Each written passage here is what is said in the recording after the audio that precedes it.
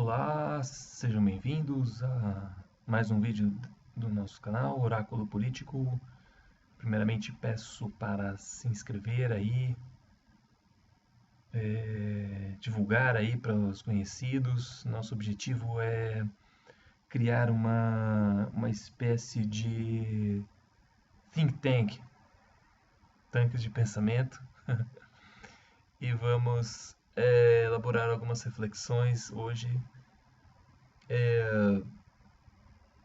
no intuito de estabelecer um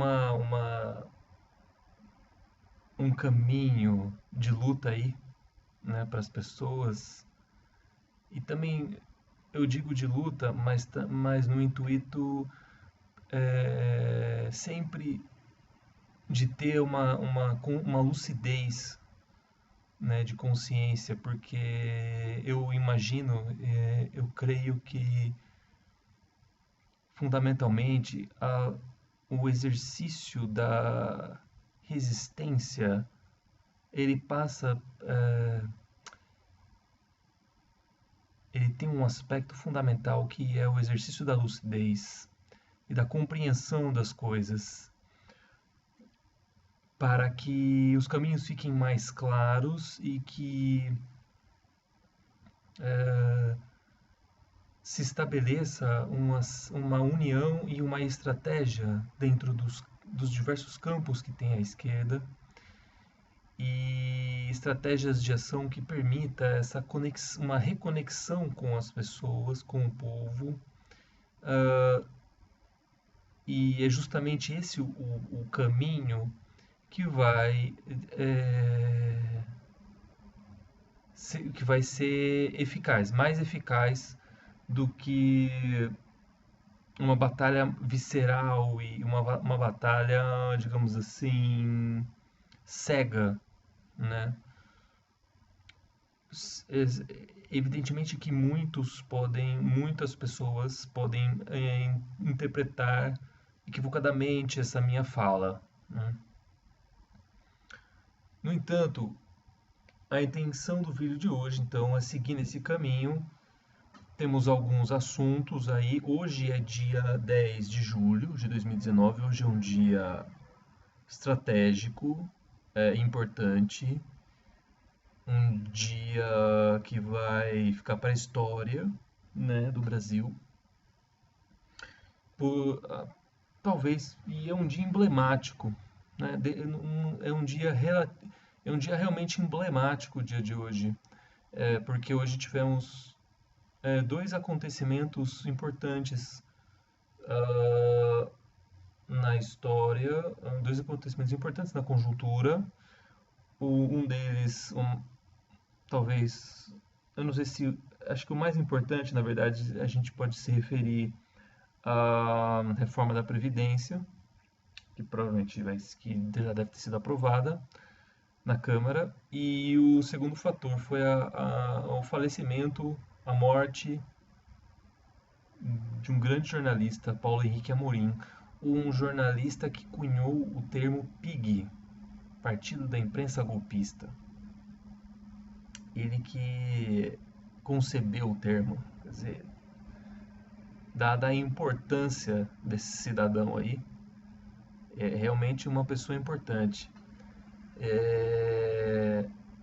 Então eu acho que é importante a gente ter esse ponto de partida. Ele é emblemático, porque é importante porque desde o último vídeo que a gente fez aí no começo do ano, já se passaram 6 meses e a gente teve aí muitas coisas aconteceram. Temos 6 meses aí de um período conhecido como governo Bolsonaro, né, oficialmente como governo Bolsonaro, mas a melhor maneira de interpretar esse período não é essencialmente como o governo Bolsonaro, mas sim uma etapa do golpe de Estado de 2016 que avançou. a história, ela tem o seu caminho. Infelizmente, o caminho que a gente está assistindo é um caminho triste, ruim, melancólico, porque ele não permite uma perspectiva de luta rumo a uma vitória contra. Aí vamos utilizar o verdadeiro termo, contra a ditadura, né? Pode parecer meio pesado, porque eu vejo muitas pessoas, muitos veículos. Hoje mesmo eu vi no Bom Dia 247 de hoje, o Leonardo Atushi se referir ao período que nós estamos vivendo como um período em que não é nem ditadura e nem democracia, né? Essa é uma concepção muito equivocada, com todo respeito ao Brasil 247 e ao Leonardo Atushi, com todo respeito. Mas é uma concepção totalmente equivocada no sentido de que nós já ultrapassamos a fronteira da democracia e da ditadura. Nós já estamos na ditadura. E nós já estamos na ditadura há algum tempo, né?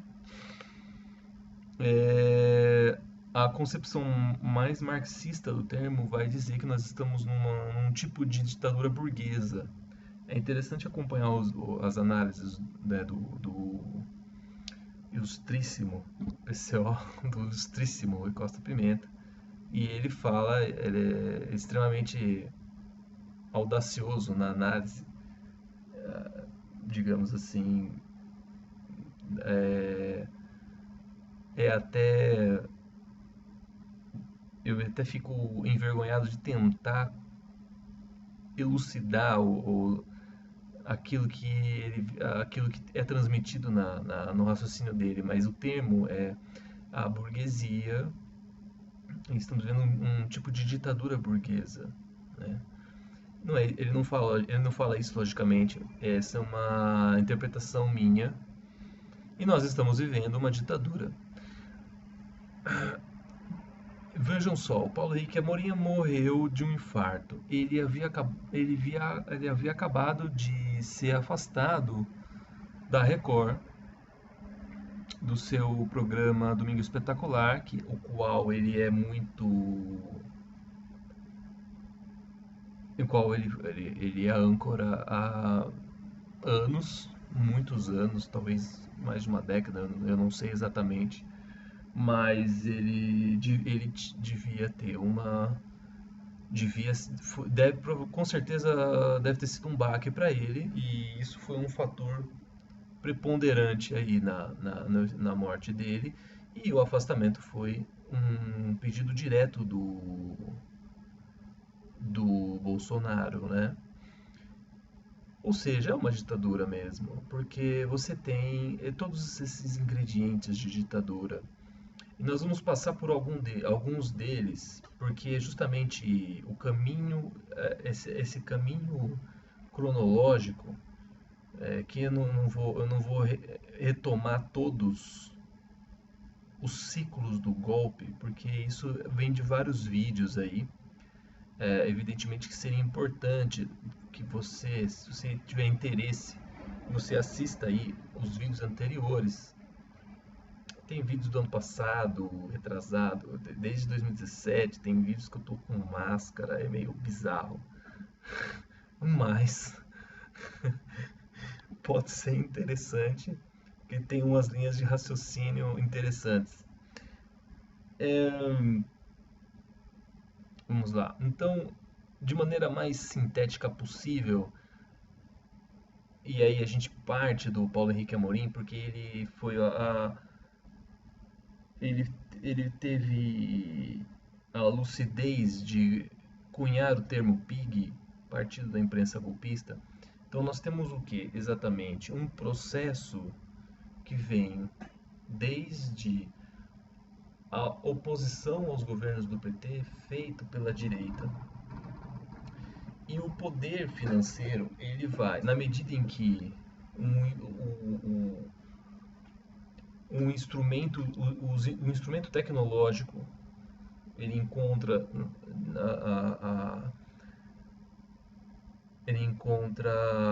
ele se manifesta por meio da evolução da mídia. Então você tem o quê? Você tem a transmutação do mecanismo de controle da força policial da época da ditadura militar de 64 para uma força policial ideológica, uma força policial física, uma força policial ideológica. Não que a força policial física não exista, ela existe, mas o desenvolvimento é diferente. Por quê? Porque a gente pode imaginar que da, o centro da atuação golpista ele vai no intuito não essencialmente da violência policial, mas sim de uma violência jurídica, midiática. Então nós vivemos uma ditadura jurídico-midiática.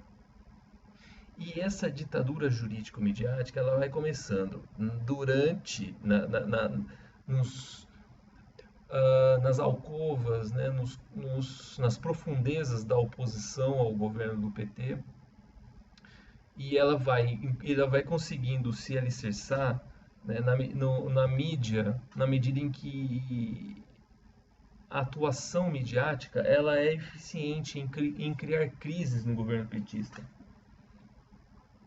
Essas crises no governo petista provocadas por essas bombas midiáticas que são provocadas pelo PIG, que eram provocadas pelo PIG na década passada e no começo dessa década, essas bombas midiáticas provenientes de capas de revista, essencialmente a revista Veja, a gente vai falar da revista Veja daqui a pouco. Isso é importante, a revista Veja, ela tem a ver com Glenn Greenwald.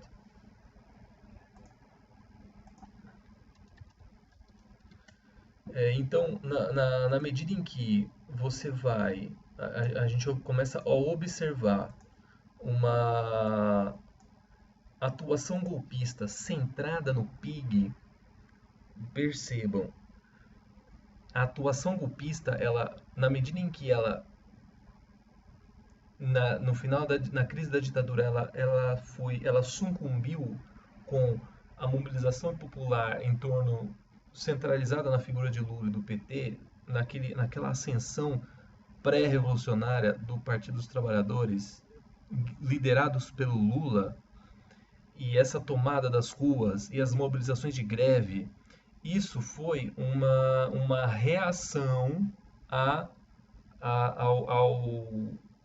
atuação golpista da repressão policial. Ou seja, então, criou-se uma resistência de força da classe trabalhadora frente ao exercício golpista de força da burguesia, que era o Estado policial promovido pela ditadura militar.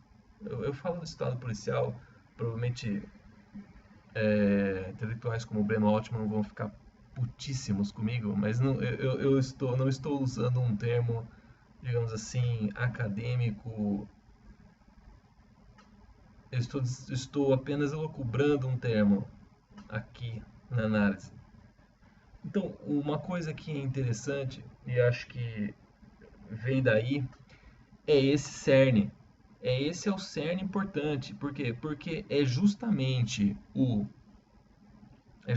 a atuação, a migração da atuação golpista da força policial física para força policial ideológica, no sentido de ser midiática. Essa é a transmutação que vai absorver o senso crítico comum e o bom senso das pessoas, e isso é construído ao longo de muitos anos. Então a gente pode pegar aí, se a gente somatizar capas da revista Veja e de outras revistas, manchetes dos jornais do PIG, editoriais de Folha de São Paulo, Estado de São Paulo, e esses jornaizinhos similares ao longo do país, o Globo, Zero Hora, Correio Brasiliense, somatizando e aplicando lógica homeopática de conta-gotas, né? Quer dizer, você vai pegando desde o começo do governo Lula, vindo da toada da crítica ao PT desde os anos 90, que o PT era oposição, e desde as críticas ao Lula, das diversas caricaturas que se fizeram do Lula, desde do ignorante até ir se transmutando para o corrupto. Então você vai fazendo isso, e aí o que acontece? Essa conta-gotas milimétrica ao longo de muitos anos, de muitas décadas, ao longo de toda a década passada e o começo dessa década, isso a longo prazo cria uma piscina de ódio na sociedade brasileira, a tal ponto que se você faz uma faísca, isso explode. O estopim disso, a gente lembra disso, eu não vou retomar milimetricamente todos os ciclos, mas o estopim disso foi aquela onda golpista em torno dos estádios da Copa. Ali você conectou corrupção, a ideia da corrupção do governo com todo um transtorno midiático em torno da questão do futebol. É isso que vai levar as pessoas a vestirem a camisa da CBF, o que é estranho depois, né? Isso é uma coisa que ainda precisaria ser dedicado um capítulo analítico, porque é um caso bizarro, né? Os coxinhas bizarros e burros e ignorantes que vestiram a camisa da CBF para combater a corrupção, o que é bizarro demais. Mas enfim, eu acho que ficaria aí um episódio, um registro de episódio disso para ser comentado.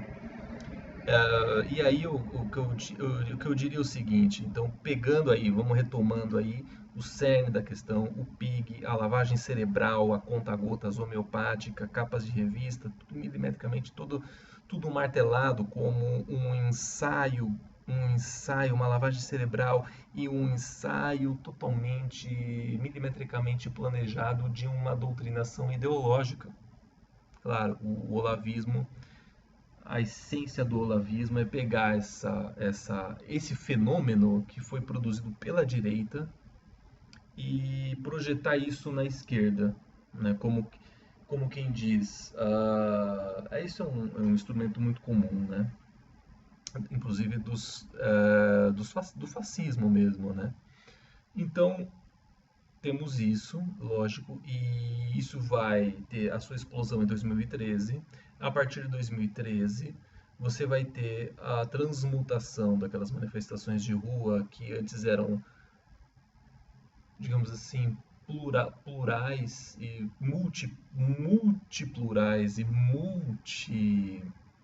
que reivindicava tudo, aquela bagunça.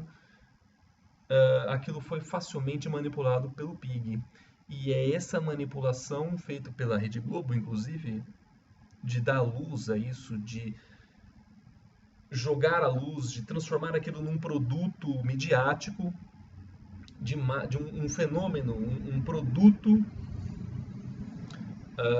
E aí, na medida em que esse movimento não tinha um foco claro e uma posição clara no campo político, a Rede Globo conseguiu pegar isso e carimbar como sendo um ato de manifestação contra o governo, que não era um ato essencialmente contra o governo do PT.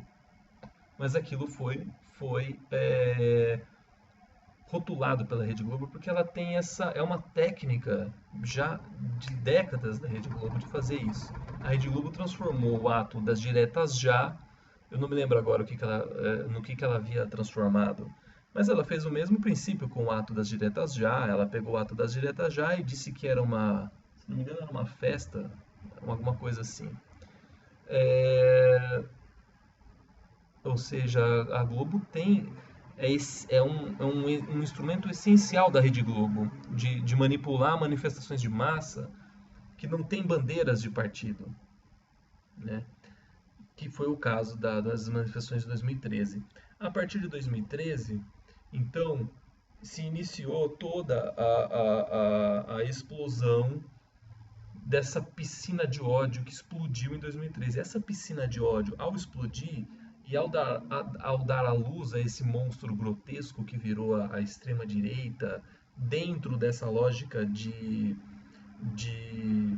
espancamento ideológico da esquerda, de perseguição ideológica, na medida em que as redes sociais elas absorveram a consciência de todo mundo, como se as redes sociais pegassem a consciência de todo mundo, jogassem dentro de uma lata de sardinha, e a gente tem que conviver com os bolsominions o tempo inteiro, né? Então, uh, e isso possibilitou que houvesse que a violência, e a violência ela sempre vence no quesito de batalha agressiva, ela sempre vence porque a violência ela é, digamos assim, a essência da violência é destruir a razão, né? Destruir o bom senso e a lucidez.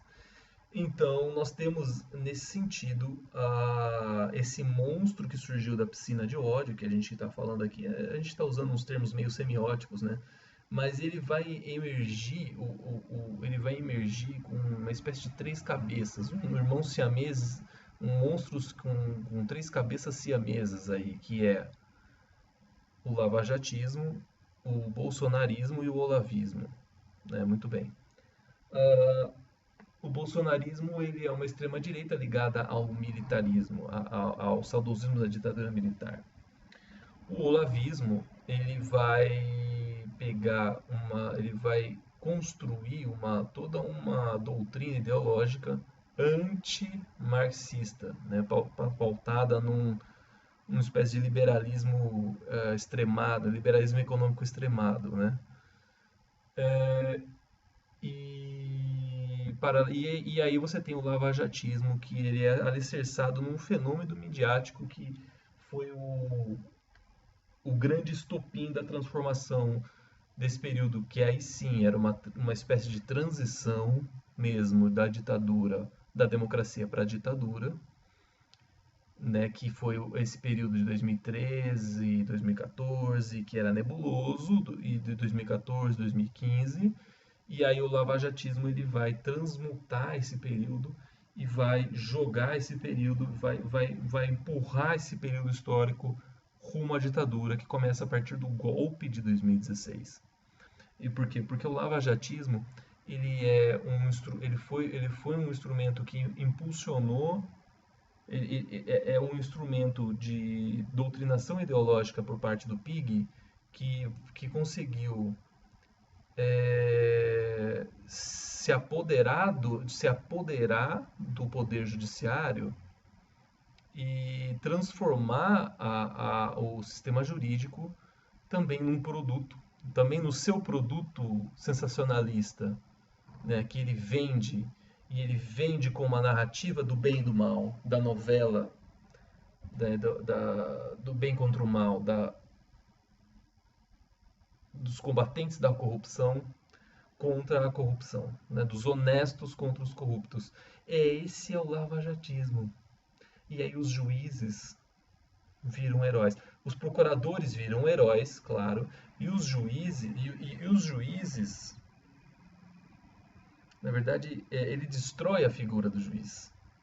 Porque ele transforma a figura do juiz, que deveria ser imparcial, na figura do punidor, né, que não é um juiz. O juiz não é um punidor. E ele transmuta a função do juiz para a função de um carrasco.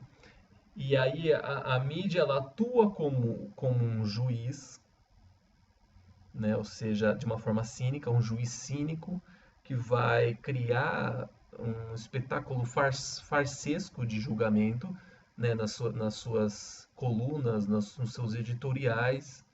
E aí a sentença já está clara, porque ele é um produto. O julgamento midiático ele é diferente do julgamento real, do julgamento do Estado democrático de direito. O julgamento midiático ele tem a sentença pré-concebida na medida em que os atores, na medida em que você aplica a lógica maniqueísta, né? Então você tem a transmutação de uma espécie de novela da Globo aplicada no seu produto, nesse caso, a Operação Lava Jato. E a figura do juiz, ela se transmuta na figura do salvador, na figura do xerife. E aí o Sérgio Moro, ele deturpa o conceito do juiz. O Sérgio Moro, ele se transforma num produto midiático que corrompe a ideia do juiz. Então, e aí a gente começa a investigar, e isso talvez fique para um outro vídeo, porque não é esse o caminho que eu queria chegar aqui, mas a gente começa a chegar na contradição do núcleo do golpe, que é o quê? Essa corrupção, né? Como que você pega um juiz que vai combater a corrupção e ele se torna a peça da corrupção da, da essência do juiz, né? Então, isso é interessante porque essa é uma das contradições que a esquerda precisa investigar, né? Logicamente que a esquerda tem noção disso, a esquerda enfim, nós ainda vamos chegar na esquerda. Mas o lance é, partindo então desses irmãos siameses, lavajatismo, bolsonarismo e olavismo, eles vão se firmando na consciência da classe média predominante, principalmente de direita, e ele vai colonizando a mente de todo mundo, né, dentro desse espectro das redes sociais. E o que acontece? O PIG, que antes era o front, o PIG, né, na época quando a direita era oposição, o PIG ele era a vanguarda do embate contra a esquerda que estava no poder, né? E a partir desse processo, ela deixa esse embate depois do golpe de 2016, ela deixa esse embate contra a esquerda para esses grupos fascistas digitais, né? E aí entra na essência o bolsonarismo. O bolsonarismo é um fascismo digital, uma milícia que depois ganha as ruas no processo eleitoral de 2018 e comete aquelas barbáries que a gente viu, que ficou registrado. E esse processo todo de colonização ele vai ter o seu apogeu na prisão do Lula e na eleição do Bolsonaro. E aí um processo também muito confuso, né, de entendimento, tem idas e vindas, tem um monte de coisa que aconteceu aí no meio do caminho, mas a questão é, esse monstro de três cabeças que surgiu da piscina de ódio, que foi enchida ao longo de uma década, de mais de uma década, pelo PIG, esse monstro de ódio, hoje ele é o que? Esse monstro de três cabeças, ele é o que? Ele é o que estrutura o governo Bolsonaro, que é o que? O olavismo, o bolsonarismo, logicamente, e o lavajatismo. Logicamente que eu acabei esquecendo aí da questão dos evangélicos, que é um outro assunto importante, mas que está aí, é, é tanta coisa também que, mas a essência filosófica, logicamente que quando a gente fala dos evangélicos, a gente cai numa outra manifestação filosófica, ideológica, que não tem nada a ver com religião, mas a gente cai aqui então, focando aqui na filosofia, tem esse monstro de três cabeças, lavajatismo, bolsonarismo e olavismo. E aí que entra a questão chave, que é porque esse é o núcleo, essa é a formação do governo. Por mais que você tenha a questão dos evangélicos, a questão da bancada evangélica e tudo mais, e que esse é uma espécie de anexo que compõe aí o governo. Ele é a ideologia evangélica, ela é uma ideologia de anexo do olavismo, do lavajatismo e do bolsonarismo, que na verdade esses três são um núcleo. Por quê? Porque você tem ali o olavismo, ele tem como principal alça de atuação o Paulo Guedes, né? Não só ele, mas também a política externa, a Ministério da Educação e a perseguição ideológica, né, contra o marxismo, a esquerda de modo geral, nas universidades. O bolsonarismo ele ainda tem o seu enraizamento nas milícias digitais, que estão ali pressionando, fazendo ameaças de morte, e que é a migração, a transmutação desse fascismo digital para o fascismo físico, real mesmo. E o lavajatismo, que acabou ficando meio apagado, meio oculto aí, né? Porque a Operação Lava Jato ela foi um instrumento de vanguarda, de conquista de território. Depois ele perde o sentido, né?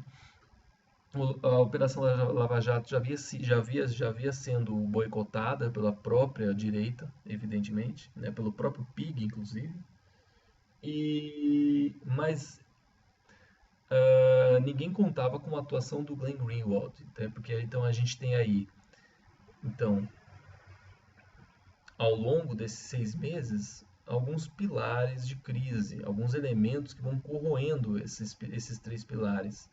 O olavismo ele entrou numa espécie de crise com os militares, né? Porque existe uma disputa de poder ali entre a alta patente do militarismo, que são os generais, que estão ali à espreita também, vivem ali à espreita, né, das suas aproximações sucessivas, né? Então existe essa crise, isso se manifestou em embates na internet, uma coisa meio grotesca. Depois você tem o bolsonarismo que enfrenta uma espécie de crise moral, porque o fundamento do bolsonarismo é a ideia de que o Bolsonaro é honesto e ele é o salvador, enfim, tem toda essa mitologia aí bolsonarista que é uma mitologia totalmente nazista, né? Mas isso se choca na medida em que você tem o caso Queiroz, que é um caso bizarro de corrupção direto, né, na família Bolsonaro, né, de distribuição de propinas aí na Alerj, um negócio muito bizarro, e os seus laranjas, né, o famoso laranjal. E você tem também a questão da fake Ada, né, que é o documentário A Facada no Mito, que destrói completamente a ideia de que o Bolsonaro levou uma facada, aniquila completamente, né, não deixa pedra sobre pedra nessa ideia de que o Bolsonaro sofreu um atentado. Isso, inclusive, é boicotado pelo PIG, o PIG blinda. E aí entra também, a gente volta de novo no cerne, que é o PIG. O PIG sempre é o cerne da questão. Esse que é o ponto. Por quê?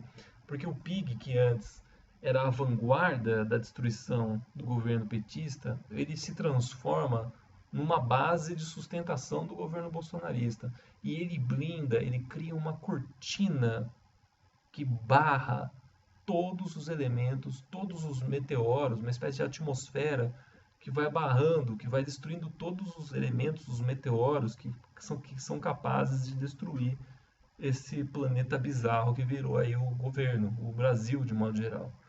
Então você tem, por exemplo, a questão do documentário da Fake Ada, que seria um meteoro gigante. Ele não é tão gigante porque ele teria um poder de destruição completo no regime político, mas o que acontece? O Pig blinda, ele consegue blindar isso, na medida em que ele não joga luz nesse documentário, ele não lança jornalistas para investigar, e é um caso medonho, né? Valeria a pena até fazer um vídeo sobre isso. Eu precisaria ter jornalistas focados nesse documentário, que desse um gás nele, né? Precisaria ter um grupo de esquerda que fosse de jornalistas investigativos, fosse atrás disso e fosse lá, entendeu? E investigasse quem é a agência de advocacia que prestou serviço pro rapaz que deu a facada, que eu esqueci agora, o Adélio. E outras coisas mais, a questão do clube de tiro, um negócio muito bizarro, que visivelmente armado, foi visivelmente uma armação, né? Então você tem isso, e você tem também, e aí então temos aí o olavismo e a crise com os militares, o bolsonarismo e a sua crise moral com a corrupção e a fakeada, e o lavajatismo, que até então estava meio jogado de escanteio por conta do boicote até do próprio Supremo e do próprio PIG, que simplesmente permitiu que o lavajatismo fosse esquecido, porque já cumpriu o seu papel. Mas aí vem a Vaza Jato, do Glenn Greenwald. Este sim, um meteoro maior, de proporções muito maiores. E aí a gente volta no cerne da questão. E aí o que acontece? A- Porque o lavajatismo, apesar de ele já não ter mais a sua atuação forte na sociedade, o, a consequência do lavajatismo, ou seja, a construção que o lavajatismo deixou, ela ficou na sociedade. A ideia da Operação Lava Jato como uma operação bem sucedida ficou permanente nas pessoas. E diferentemente de um eventual boicote do Supremo ou do PIG contra a Operação Lava Jato, a, os vazamentos da Operação Lava Jato, conhecido como Vaza Jato do Glenn Greenwald, destroem completamente o legado da Operação Lava Jato. Então é uma crise essencial. Por quê? Porque o PIG mais a Operação Lava Jato, eles são o núcleo do regime. Eles produziram todo um encantamento ideológico, que é esse encantamento ideológico que permite que o regime exista. Né? E quando o Glenn Greenwald consegue instrumentalizar um poder midiático que ameaça essa pax lavajatista, essa espécie de encantamento lavajatista, ele ameaça o regime. Ele ameaça o regime mesmo.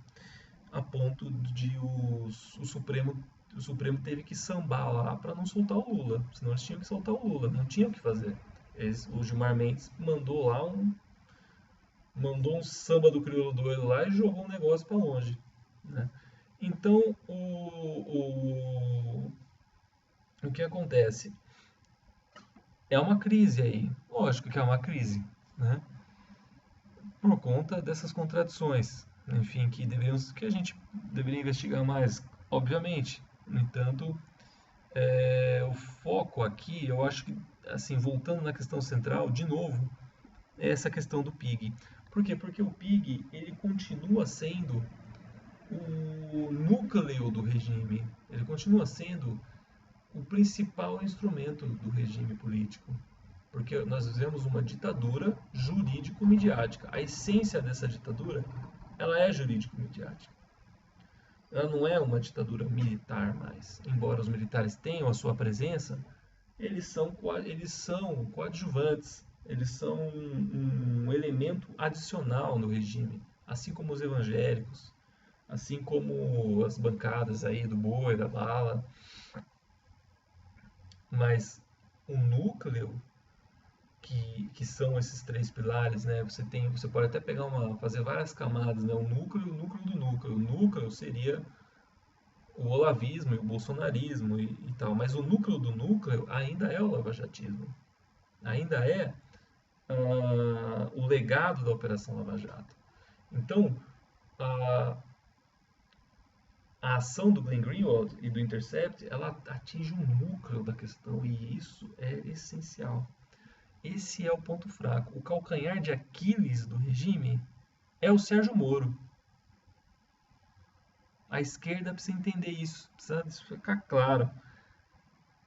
O ponto fraco do regime é o fucking Sérgio Moro. Tem que atacar esse cara, meu. Atacar esse cara. E eu falo atacar no sentido semiótico. Entendeu? Tem que atacar a imagem desse cara. Tem que banalizar esse cara. Tem que destruir, em termos semióticos, a imagem desse cara. Destruir mesmo. Chamar ele de disso e daquilo. E desmontar o que ele fez. Desmontar mesmo. Destruir mesmo. E jogar provas. Desmontar com provas. E é isso que a Operação a Vaza Jato faz. E aí a esquerda precisa se unir nisso e replicar, amplificar isso, transformar isso numa bomba semiótica, porque é essa bomba semiótica que dá uma descarga de adrenalina no regime e eles ficam doidos, eles não sabem lidar com isso. Uma estratégia. E aí entra um poder do PIG. O PIG tem estratégia. Esse é o problema. Esse é o inimigo que nós temos que lidar. Esse é o inimigo. É o PIG. O saudoso Paulo Henrique Amorim. Ele tinha razão. Por quê? Porque o que o PIG está fazendo para conseguir diluir o efeito da Vaza Jato? Eles estão pegando, fazendo esses acordos com o Glenn, e aí eles pegam e eles dão o verniz deles pro conteúdo que o Glenn Greenwald conseguiu. Eles dão um verniz deles. E esse verniz deles é um verniz frio. E aí a notícia que deveria funcionar como uma bomba semiótica, ela chega fria. Eles têm uma estratégia, eles não são burros. Isso que é muito perigoso. E é importante que o Glenn Greenwald não faça mais isso. Ele não pode mais se aliar com esses veículos, né? Com a Veja, com a Folha. Existe e aí a gente tem que ficar atento nas transmutações do PIG. O PIG, que outrora foi a vanguarda da destruição do governo petista, se tornou um elemento de blindagem do governo Bolsonaro. Agora, diante da crise do governo Bolsonaro, o PIG está atingindo um terceiro estágio de mutação, que é o quê? Eles estão criando uma face dupla, entendeu? Eles estão criando uma face que finge ser democrática de esquerda, mas uma outra face que mantenha seu conservadorismo. E a revista Veja está fazendo isso. A Folha de São Paulo está fazendo isso. Vale lembrar, entre parênteses, que a revista Veja ela já não está mais sob o comando dos Tivita, ela está sob o comando de uma outra direção, né?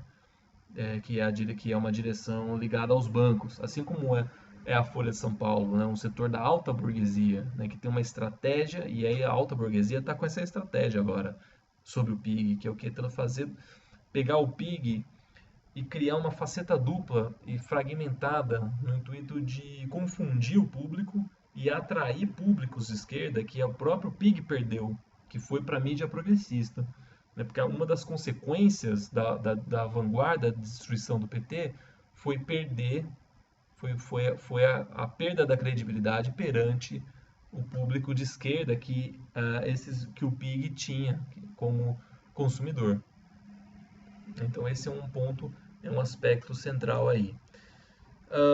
Então você tem aí a questão desses elementos adicionais. Né? Nós temos aí o judiciário tendo esse problema com a Vaza Jato, né? E como isso bagunça o regime, aí você tem o Poder Executivo se articulando para usar a máquina do Estado e perseguir o Glenn Greenwald, e isso é uma crise profunda, porque o próprio setor do judiciário vê isso como uma coisa altamente equivocada, né? E aí isso é uma contradição, uma das contradições. E você tem a questão que eu deixei passar aí, que é a questão da crise da cocaína no avião, que também foi blindado também pelo PIG. O PIG blindou o negócio, ou transformou isso numa notícia fria. Né?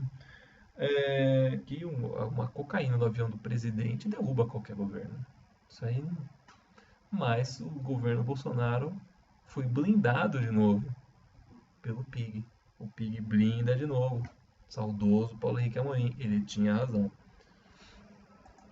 Enfim. Nós temos aí então, aí já se passou 45 minutos do vídeo, toda essa trajetória aí que a gente pegou desde o ano 13 até o ano 19, sob a perspectiva da construção desse poder que se formou aí, que hoje é uma ditadura. Né? Então, creio que deva ser importante a gente fazer um próximo vídeo sobre a questão de como que a esquerda deve lidar com isso, ou como que deveria ser o caminho da esquerda. Né? Um aspecto importante, e a gente vai deixar um gancho, mas que eu acho que talvez seja importante mostrar, tatear essa elucubração do próximo vídeo, é ter consciência de que o caminho para o desmonte da ditadura, na mesma medida em que a ditadura militar foi desmontada por uma que antes tinha uma força policial, ela foi derrotada por uma força revolucionária das massas. Hoje, a ditadura policial ideológica, ela precisa ser desmontada por um movimento revolucionário na ideologia das massas. Complexo, isso ficou complexo, mas calma. E aí, quais são os caminhos que a esquerda precisaria ter? É pegar o que foi a ascensão do Lula e do PT e da esquerda na época da crise dos militares e a, seguir com esse caminho, mas no campo da cultura, no campo da filosofia, no campo da cultura, das artes, no campo popular, na linguagem popular e na linguagem e dentro desse mecanismo midiático. Né? Mas o caminho é uma transformação cultural. Esse é o caminho. Esse é o caminho. E aí a defesa do Lula livre tem a sua importância. A defesa do Lula livre tem a sua importância, sim. Mas eu acho que é importante compreender o seguinte: o Lula livre ele precisa se transmutar, ele precisa, porque o Lula livre hoje, né, e é esse que é o cerne da questão, cara. Esse é o cerne da questão. A hora que a esquerda entender isso, a esquerda destrói o regime, cara. A esquerda destrói o regime. É verdade isso que eu estou falando, veja só. E um dos focos centrais, o ponto central é o Lula livre. Por quê? Porque o Lula livre ele vai de encontro com o lavajatismo, que, né, voltando na questão do núcleo do regime, que é o lavajatismo, o Lula livre ele enfrenta o lavajatismo. E a essência do lavajatismo é a sua conexão midiática com as pessoas, né? E o Lula livre ele precisa se manifestar como uma conexão midiática entre as pessoas, de alguma forma. E isso tem que se manifestar pela cultura. Eu não sei se a questão seria essencialmente midiática, mas ela poderia ser também de rua, né? Então, pensar o Lula livre não como um instrumento de libertação física do Lula. Lógico que todo mundo quer ver o Lula livre, evidentemente. Lógico, tudo não é esse o ponto. Né? A questão da pessoa do Lula fora da cadeia é importante, sim, é a causa final, né? Mas a questão do Lula livre, pensar o Lula livre como um instrumento de enfrentamento do lavajatismo dentro do campo midiático, esse sim é o ponto central da luta. Não apenas no intuito de soltar o Lula, mas no intuito de destruir o regime, de corroer o regime, de ir lá e fazer com que o regime fique perturbado, entendeu? Esse é o ponto. E aí eu colocaria aqui a questão de transmutar o Lula livre numa ideia não apenas de soltura do Lula, mas transmutar o Lula livre numa ideia do Lula ser uma ideia. É o que o próprio Lula falou no discurso final dele, no último discurso dele, antes de ser preso. Ele falou isso. Ele falou: eu não sou mais um homem, eu sou uma ideia. E a esquerda precisa atuar nisso, cara. A esquerda precisa transformar o Lula numa ideia. A esquerda precisa retomar o poder de si mesma, que é o quê? Pegar a ideia do Lula e transmutar a ideia do Lula uma ideia de salvação das pessoas. Mas isso tem que ser feito pela cultura.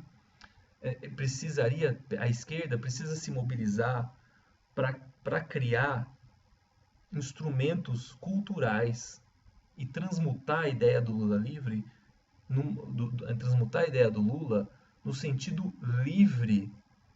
O que seria no sentido livre? No sentido de libertar o Lula no campo da cultura, fazer do Lula um herói, fazer do Lula um herói que salvou o país da fome, do nordestino que saiu do semiárido e sobreviveu, um sobrevivente, conectar esse sobrevivente com os sobreviventes das favelas. Ah, mas o Lula alçou o poder e no poder ele se emaranhou com os corruptos. Não caia nisso, a esquerda não pode cair nisso. A esquerda tem que transmutar isso também. Tem que transmutar, tem que colocar a ideia de que o Lula ele fez uma aliança, ele unificou o país. Ele unificou o país. E na verdade, a ideia de corrupção não vem do Lula. A corrupção, na verdade, a corrupção ela foi um instrumento que a oposição criou. Foi criado pelos inimigos do Lula. Essa é a ideia que a esquerda precisa. É lógico que ainda precisa evoluir essa ideia, mas o caminho é, é esse o caminho que perturba o regime. É isso que a esquerda tem que fazer, porque você incomoda o regime quando você pega a imagem do Lula, que hoje é uma imagem de um bandido, e você transmuta essa imagem na figura de um herói, de um mártir. E você tem que fazer isso. Para isso chegar nas pessoas e superar a blindagem do PIG, é necessário que a esquerda se organize e crie os seus próprios instrumentos. A esquerda progressista é o principal deles hoje. Mas a esquerda progressista precisa transmutar. Ela também precisa criar ela precisa amadurecer no sentido de avançar no caminho não apenas jornalístico do termo, não ficar apenas no jornalismo. Evidentemente que o jornalismo é fundamental. O jornalismo é importante. Comunicar às pessoas é importante. Mobilizar, atrair as pessoas, dentro, criar um foco de elucidação das consciências é importante. Mas para que você consiga alcançar o grande público, você precisa explodir em uma nova camada, você precisa expandir em uma nova camada que vá ao grande público, que saia da bolha e leve essa ideia do Lula como herói para fora dessa bolha, que é justamente a fronteira que a direita domina, que atualmente, mas que a esquerda precisaria aos poucos encontrar instrumentos que faça avançar essa ideia. Como? Mais uma vez, cultura, aspectos culturais. E aí a gente arremata o vídeo no seguinte sentido. Logicamente que existe a questão da rua, da mobilização de rua, também tem a questão que a gente vê, e aí a luta do PCO é correta, de levar as pessoas para a rua, de levar as pessoas. E essa mobilização de rua pode ser um fator de efervescência cultural, no sentido de transmutar a ideia Lula no campo cultural. Isso pode ocorrer também. Mas a esquerda, lógico que o jornalismo de guerrilha perante ao lavajatismo, ao olavismo e ao bolsonarismo, evidentemente que é o ponto de partida. E é evidentemente que isso não pode ser abandonado. Esse partido inicial não pode ser abandonado. Mas a ideia é transmutar no campo da cultura. Então a gente tem isso, né? Mas esse campo da cultura, depois ele vai ser apenas um dos caminhos da esquerda. Então você tem eu diria que o ponto de partida é o campo da cultura. Então você poderia ter Músicas, você poderia usar a música. A música, ela avança facilmente nas massas. Transformar a história do Lula em música, transformar a história do Lula em poesia, transformar a história do Lula em peças de teatro. Lógico, o Lula herói, evidentemente, evidentemente, né? Mas criar, transformar isso num conteúdo que vá longe, num conteúdo bom, coerente, coeso, consistente. A gente lembra do filme do Lula, O Filho do Brasil, foi um filme frágil, um filme pueril, né?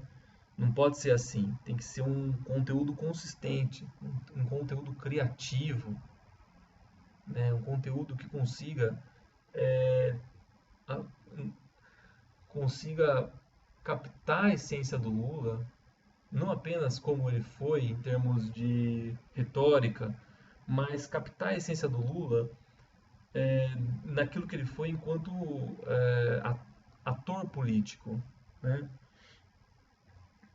É, peças de teatro, música, a poesia não teria esse poder todo, mas música e peças de teatro seria um ponto de partida que está ali no dia a dia do povo, né? Você tem história em quadrinhos, transformar a história do Lula em história em quadrinhos, né? Isso, história em quadrinhos poderia mobilizar artistas, desenhistas, pintores, roteiristas, escritores. Olha a riqueza do negócio. Você transformar a história do Lula numa história em quadrinhos criativa, né? Você poderia até mexer com ícones das histórias em quadrinhos. Você poderia trabalhar com questão de poderes. Logicamente que aí nós estamos sem escapar muito né? Mas é o início, tem que tatear, a esquerda tem que tatear esse campo cultural. Esse é o ponto, cara. Esse é o ponto.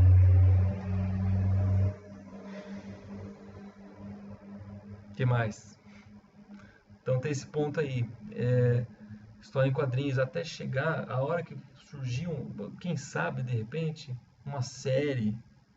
A esquerda poderia criar uma plataforma streaming de uma série, não só do Lula, mas daí da Dilma, não só da Dilma, mas também de outros heróis da esquerda do passado, a guerrilha do Araguaia, a questão do Luiz Carlos Prestes.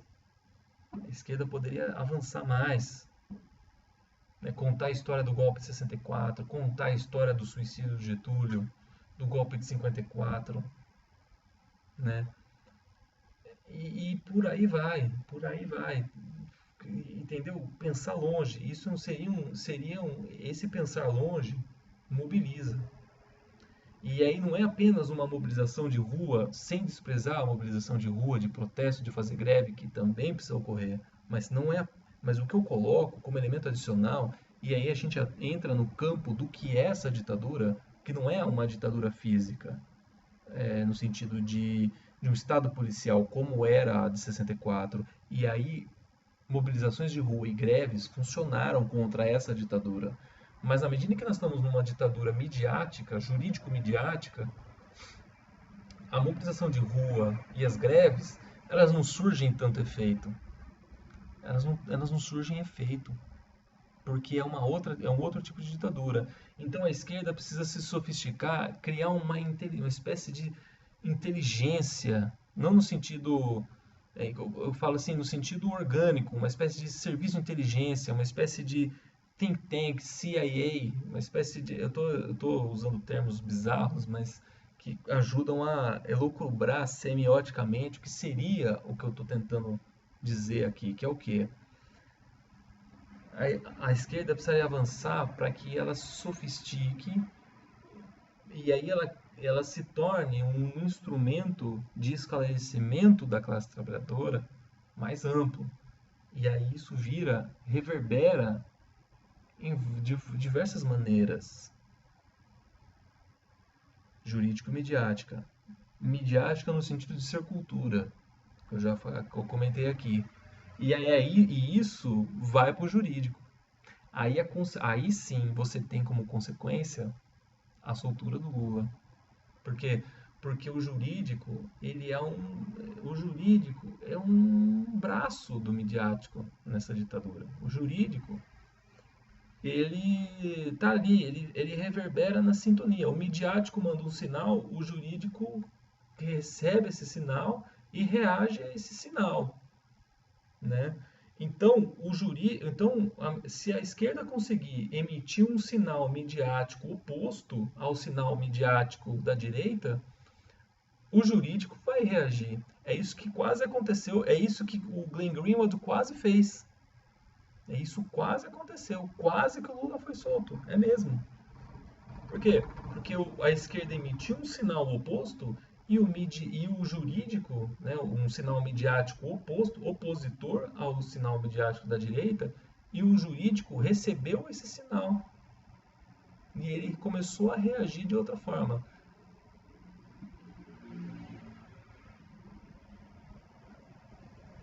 Muito obrigado. Ainda não cheguei, eu não cheguei, eu vou terminar o vídeo, mas eu não cheguei no ponto que eu queria chegar. E um dia eu vou chegar, que é a economia. E aí a esquerda vai atingir três campos: o midiático-cultural, o jurídico e o econômico.